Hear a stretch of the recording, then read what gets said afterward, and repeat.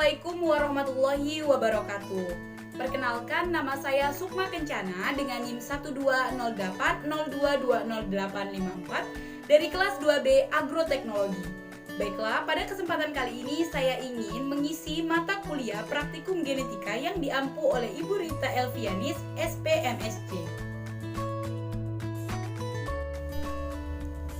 Baiklah, pada kesempatan kali ini saya akan menjelaskan mengenai pembelahan mitosis. Nah, sebelumnya pasti kita pernah mengamati persamaan ciri ataupun sifat antara diri kita dengan orang tua kita. Entah itu bentuk matanya, hidungnya, rambutnya, ataupun warna kulitnya. Setidaknya ada satu ciri atau beberapa ciri yang sama atau memiliki persamaan. Hal ini terjadi karena adanya ciri-ciri atau sifat-sifat yang diwariskan dari orang tua kepada anak-anaknya. Nah, pewarisan sifat dari orang tua kepada keturunannya ini disebut dengan istilah hereditas. Proses pewarisan sifat tidak terlepas dari peran dua macam peristiwa pembelahan sel, yakni ada pembelahan sel secara mitosis dan juga ada pembelahan sel secara meiosis. Kali ini saya akan membahas lebih detail mengenai pembelahan sel secara mitosis beserta tahapan-tahapannya. Mitosis adalah peristiwa pembelahan sel yang menghasilkan dua sel anak dengan jumlah kromosom yang sama seperti sel induknya. Pembelahan mitosis hanya terjadi pada sel eukariotik, sedangkan pada sel prokariotik tidak dapat melakukannya. Nah, hal ini terjadi karena sel prokariotik tidak memiliki nukleus atau inti sel, kemudian tidak memiliki membran inti sel, dan juga tidak memiliki mitokondria. Sedangkan di dalam proses pembelahan mitosis memerlukan ketiga organel-organel tersebut.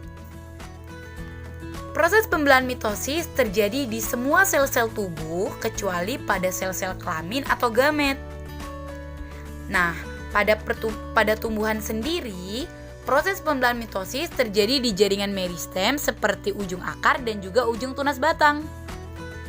Pembelahan mitosis berfungsi untuk pertumbuhan sel tubuh, mengganti sel-sel tubuh yang rusak, dan juga mempertahankan jumlah kromosom yang ada.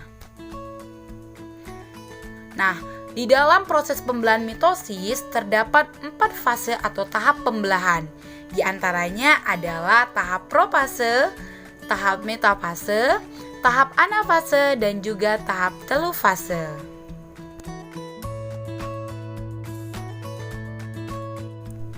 Tapi sebelum keempat fase ini dimulai, ada yang namanya fase pendahuluan atau interfase.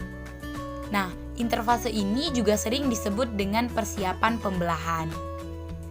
Pada tahap interfase terjadi proses persiapan dan penimbunan energi oleh sel untuk melakukan pembelahan. Proses ini memerlukan waktu yang sangat lama dibandingkan dengan fase-fase lainnya. Nah, selama interfase, inti sel atau nukleus dan anak inti sel tampak terlihat jelas. Namun, kromosom pada sel tidak terlihat karena masih dalam bentuk kromatin. Bentuk kromatin sendiri berupa benang-benang halus yang tersusun atas molekul DNA, RNA, dan juga protein. Tahap interfase terbagi menjadi 3 tahap, yakni ada fase G1 atau G pertama, fase sintesis atau fase S, dan juga fase G2 atau G kedua. Nah, replikasi DNA telah selesai terjadi dan melakukan peningkatan sintesis protein. Nah, fase ini sebagai tahap akhir persiapan sel untuk melakukan yang namanya pembelahan. Nah, setelah tahap interfase selesai, maka kita memasuki tahap awal dalam proses pembelahan mitosis, yakni adalah tahap profase. Profase yaitu proses perubahan yang terjadi pada sitoplasma dan juga nukleus saat benang-benang kromatin memendek serta menebal menjadi kromosom. Pada awal profase, sentrosom mengalami replikasi sehingga menghasilkan 2 sentrosom. Kemudian, Setiap sentrosom akan bergerak ke kutub-kutub inti sel yang letaknya berlawanan. Di saat yang bersamaan, mikrotubulus mulai terlihat di antara dua sentrosom. Mikrotubulus ini merupakan serat protein panjang yang memanjang dari sentrosom, sentrior ke segala arah. Lama-kelamaan, mikrotubulus akan membentuk seperti gulungan benang yang bisa kita sebut sebagai benang-benang spindel. Di tahap ini, benang-benang kromatin mulai mengalami penebalan yang kemudian membentuk kromosom. Nah, kromosom ini terdiri dari dua kromatid identik yang terikat pada sentromer atau kepala kromosom.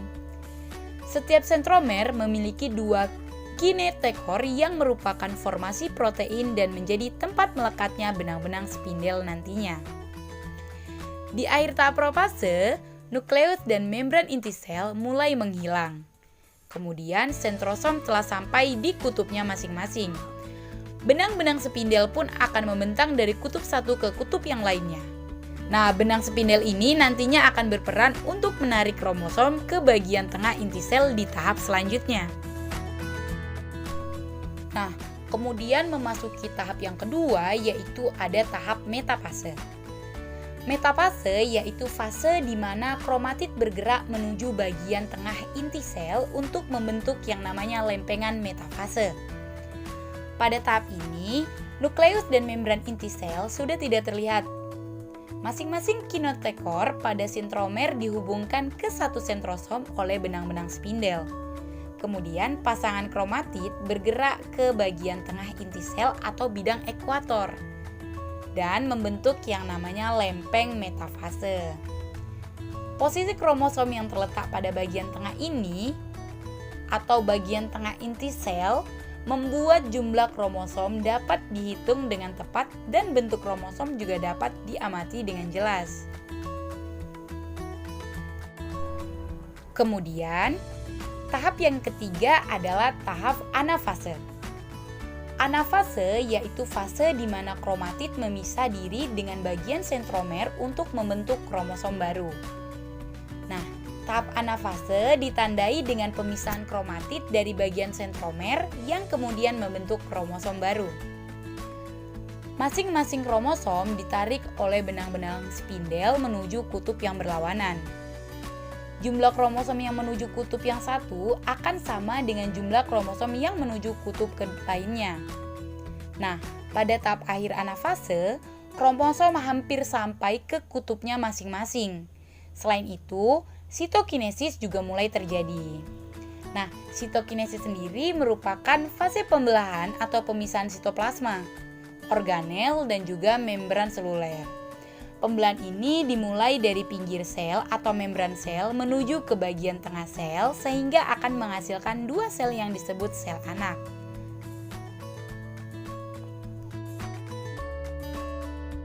Paling penting yang terjadi pada tahap anafase adalah sentromer yang menarik kromatid dari setiap kromosom menuju kutubnya masing-masing. Nah, tahap dalam pembelahan sel secara mitosis yang terakhir adalah tahap telofase. Telofase yaitu fase di mana kromosom berubah jadi benang kromatin, sedangkan nukleus dan membran inti terbentuk kembali pada tahap ini. Dan kemudian sel baru yang identik telah terbentuk. Pada tahap ini, kromosom telah sampai di kutubnya masing-masing. Benang-benang spindel mulai menghilang dan membran inti sel juga mulai terbentuk, di antaranya dua kelompok kromosom yang terpisah. Kemudian, kromosom semakin lama akan menipis dan berubah menjadi benang-benang kromatin kembali. Dan kemudian sitokinesis telah selesai. Setelah itu, sel telah membelah dan menghasilkan dua sel anak dengan kromosom diploid 2N. Nah, itu tadi merupakan materi tentang proses pembelahan mitosis. Baiklah, cukup sampai di sini materi yang dapat saya sampaikan.